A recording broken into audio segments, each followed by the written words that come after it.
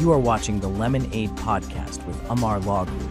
Join us as we unlock the secrets and expert tips you need to know now.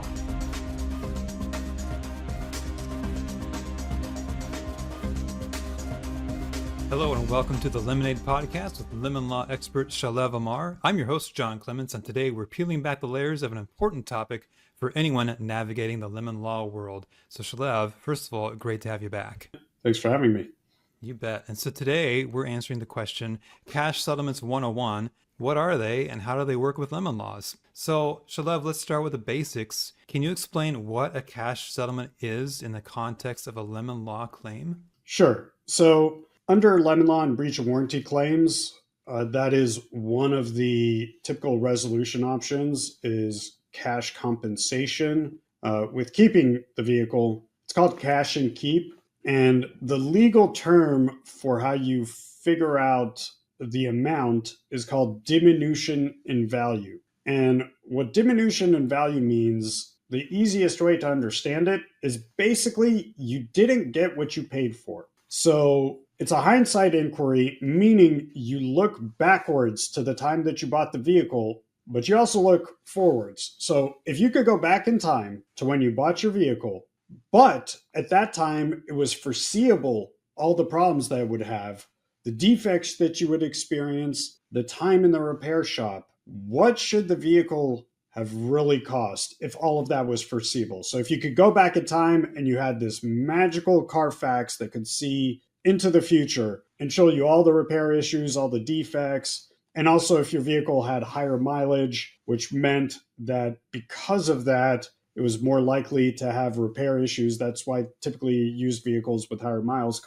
cost less, because you're taking the chance of having repair issues, and there's also less warranty coverage or no warranty coverage. And so another way to look at it is basically new versus used. You paid for a new warranted vehicle or a newer vehicle with a warranty, and you got the equivalent of a used rundown vehicle that had much higher mileage and wasn't just used, it was roughly used. And because of that, ended up having repair issues and defects. And so that's kind of the way we look at it. It is a bit of an amorphous concept. It's a bit like a jellyfish, kind of hard to grab onto. But those are the main factors. And so, again, you basically, you bought new, you got the equivalent of used and run down, which should have cost less. And so what is that price difference? So that could vary case by case, but at the end of the day, you just didn't get what you paid for. So you should get at least some of your money back if you're going to keep the vehicle.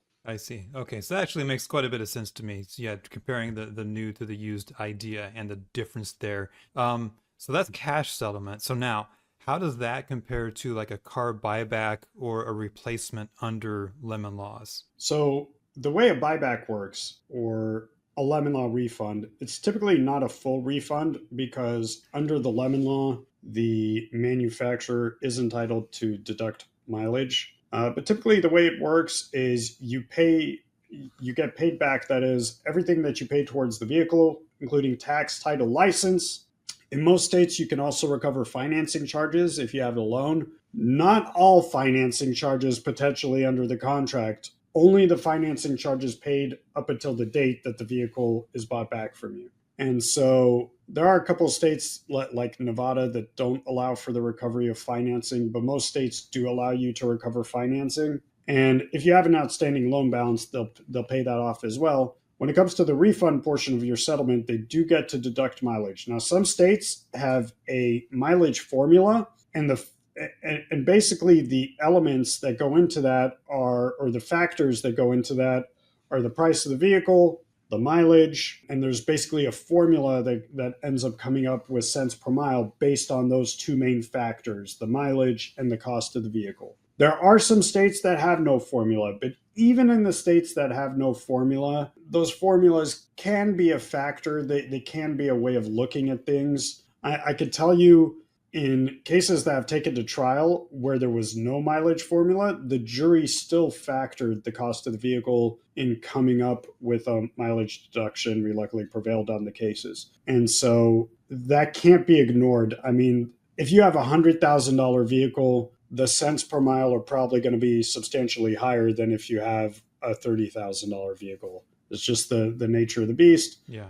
What we most commonly see is about the cents per mile. Like I said, because of a formula or otherwise, they tend to match kind of the cost of the vehicle. So if it's a $30,000 vehicle, it would be about 30 cents a mile. If it's a $100,000 vehicle, it'd be about $1 a mile, or anything in between. Now, there are states like California where the mileage that is used in the formula to determine the offset is based on the miles of the first reported defect. And so that could be a windfall, because let's say the first reported defect, and not just first reported defect, but it had to be a defect that the vehicle ultimately was reacquired for. But let's say you had an engine problem at 3,000 miles, and then you had it repaired 5 other times and get the vehicle bought back because of that. But by the time the vehicle gets bought back, you have 20,000 miles on the vehicle. Well, in California, the mileage would be based on the 3,000 miles the first time that you had the engine defect repaired.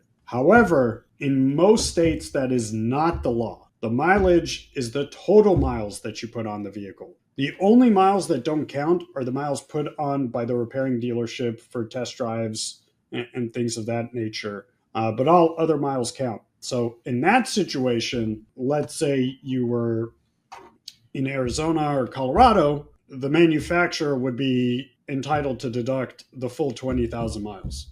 So just so we could use round numbers, if it's, $100,000+ vehicle and it's $1 a mile, in California, the usage fee would be $3,000. In Colorado, it would be $20,000. And, it is a point of frustration for some consumers. They obviously, if you have a Lemon, you would want California law to apply. Yes.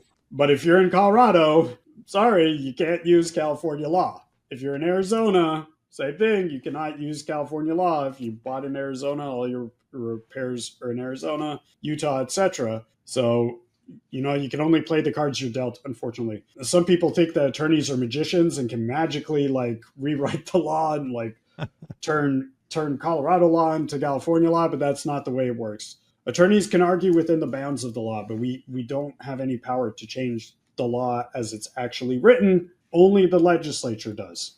So That's why elections matter. Yeah, absolutely. But you are actually proving a point, though, and that's why it's so important to call someone like you when you're in a situation like this, because a person like me we're just not going to know the law to this detail. So I think you're proving that point very well. So I want to go back to the cash settlement a bit and ask, why do car manufacturers offer a cash settlement instead of just taking the vehicle back and saying, sorry, here's your money back and go on your way? Well, look, there's a variety of reasons. I'd say sometimes in a case, it could be kind of a gray area whether they believe the Lemon Law fully applies or not.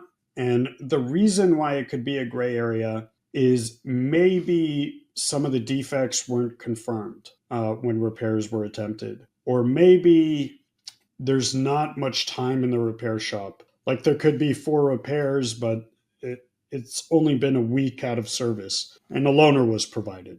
Maybe they don't believe that the defect is substantial enough to warrant the vehicle being reacquired, because under the Lemon Law, it's not just enough that your vehicle is suffering a defect. The defect has to substantially impair the use and value of the vehicle, typically just in general, or at least to you.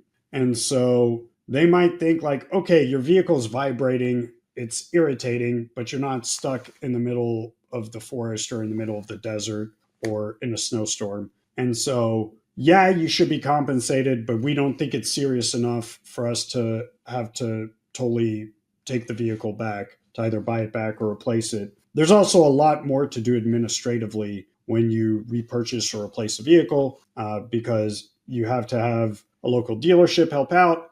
They typically hire a third-party company to assist with the transfer process, so the manufacturer has to pay them. Then oftentimes what they will do is they will wholesale or sell the vehicle at auction for a loss, and it is a loss because they then have to notify any subsequent buyer that the vehicle is a Lemon. And people will still buy Lemon vehicles, but they won't pay as much money for them. Yeah. So it's just a huge headache for manufacturers to have to reacquire vehicles. So sometimes they believe that the repair history is substantial enough for compensation, but not substantial enough to reacquire a vehicle. Other times it's really they're just trying to avoid the administrative burden of dealing with a buyback or a replacement. And so they would prefer to just give you a check and say, hey, we know you basically overpaid for the vehicle. We're sorry that you were inconvenienced. Here's a check. Hopefully it's enough money where you feel satisfied with not getting it bought back. And when you get money, it does give you flexibility. Sometimes, depending on the mileage and the trade-in value of your vehicle, it could actually be a better financial deal for you to get a check from the company. It's case by case, but Yeah. if you get a large enough check and your vehicle has high enough trade-in value, that could sometimes be a better result than if you have, a 20 or 30,000 mile deduction. Yeah. And again, I think to the main point is, right, that's why we call you, so you can help us wade through that and get the best outcome. So talk to me. Definitely. Yeah. So talk to me, if let's say I've got a vehicle it's been repaired, it's now functioning properly, but I think it might still fall under this lemon law. Can I still get a cash settlement for that? Yes, you can. And it's case by case, but I would say if we have to look at our entire caseload, the most common types of settlements are cash and keep, because again, it's just the easiest for the company to do. It's also the quickest. There's less moving parts. Like with a replacement, for example, there's several moving parts, because if you have a vehicle loan, what has to happen is your lender has to cooperate. Now, if it's a financing arm or the manufacturer, typically that's not an issue because they've dealt with it before. But sometimes people will finance through their credit union, and the credit union has never dealt with something like this before. And getting a new replacement vehicle actually benefits the lender as well, because then they have more valuable collateral. You're replacing a used lemon for a brand new, hopefully non-lemon vehicle. Yeah. So financially, it's better for the lender. But they just don't understand it because, again, credit unions come to mind, or smaller regional banks. They've just never dealt with the issues. So like their automatic response is like, no, we don't do that. Like, what are you talking about? What are you asking for? I've even had situations where I have to threaten banks and be like, look, you can cooperate here, which will be in your best interest financially for the reasons I just described, or you can hold up this settlement or prevent this settlement, and we might have to look at coming after you. And so often, knock on wood, so far that has proven persuasive with banks that don't cooperate.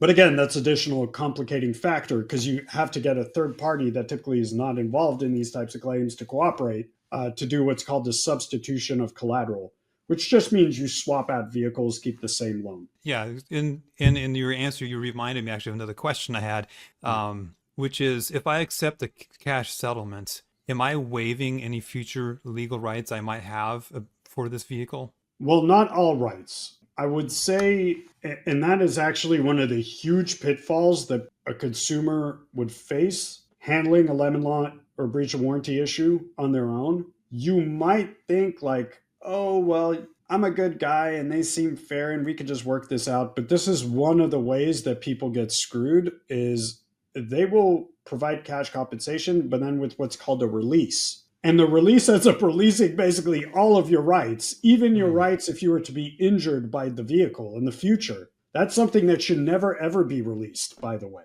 So there could be fine print and legal mumbo jumbo that's hard to understand. Also stuff like what are called clawback provisions, meaning there's ways where they could try and unwind the deal later, even if it's something that's not really your fault, like somebody else comes after them over the same vehicle. Some manufacturers have crazy language like, oh, if there's any dispute over this money that's paid out, if we get involved, you have to pay us attorney's fees, like all kinds of crazy nonsense like that, or crazy confidentiality provisions, which severely limit your rights. Like some basic confidentiality is fine, but stuff that's just way too broad. And so that's actually one of the big pitfalls of handling a lemon law issue on your own. You might unwittingly end up signing major rights away. So let's say you're badly injured. That could be a $500,000 claim or $1 million claim. And you might assign that claim, your rights away to that claim for a,